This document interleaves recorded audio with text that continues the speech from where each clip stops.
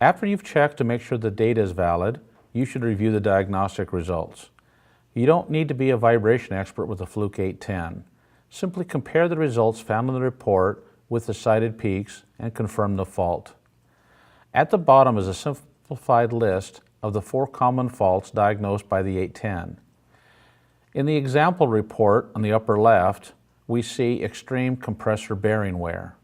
From the chart at the bottom, we see that roller bearings have a pattern of non-integer peaks in all directions. The cited peaks in the upper right show the peaks that the diagnostic engine found above the baseline to support the fault report. From the cited peaks, we see that bearing wear is supported by the non-integer peaks under the order column, and the peaks are all in all 3 directions as we see under the axes column.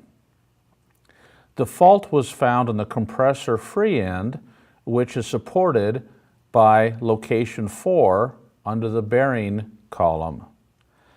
And the fault was extreme severity score of 77, which is supported by the high amplitude of the peaks under the vibration amplitude column.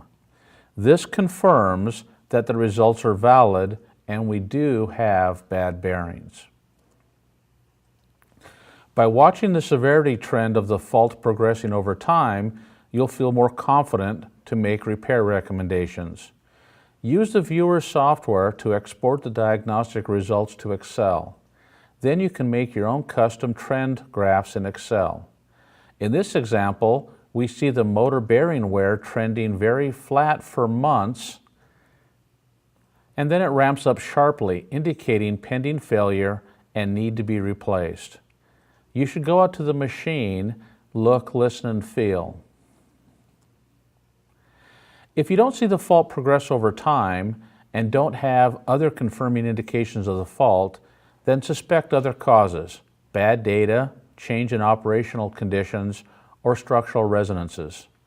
Look at the vibration coming from other machines, piping, or foundation problems. We need to act on the recommendation and not the faults. Don't focus on the moderate motor bearing wear or pump bearing wear. Focus on the recommendation. The recommendation says to monitor for increased vibration. We look at these 2 reports of 2 machines taken 3 months apart. Why did the pump bearing wear go away? Low-level faults will vary slightly depending on machine operating conditions, other machines in the area, and structural resonances. When the faults grow to serious or extreme, the variation in the fault severity will go away. So we need to look at the recommendations because we'll see the recommendations are the same. So don't trend the vibration levels, track the repair recommendations. Don't focus on the fault severity, focus on, is it time to repair the machine or not?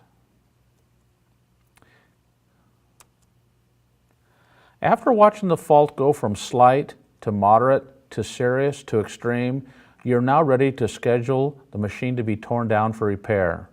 You confirmed the diagnostic engine results. Now, export this to a PDF report, send it to the planner or manager and generate a work order. After the repair is complete, use the 810 to check the machine is healthy and repairs are performed correctly.